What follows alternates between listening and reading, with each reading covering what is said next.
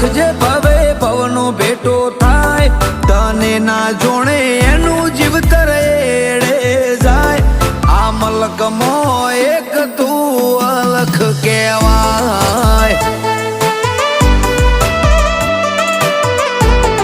ઓ નમો બધે મનની વાતો તને કહેવાય નમો બધે મનની વાતો તને કહેવાય આ મલકમો એક તું અલખ કહેવાય